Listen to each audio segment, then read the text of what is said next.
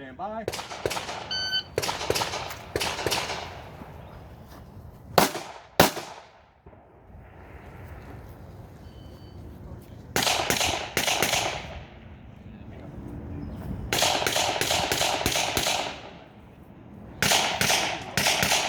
You can get the starter from that guy straight down there.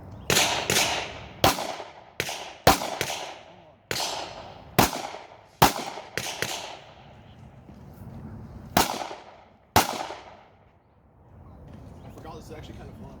Yeah.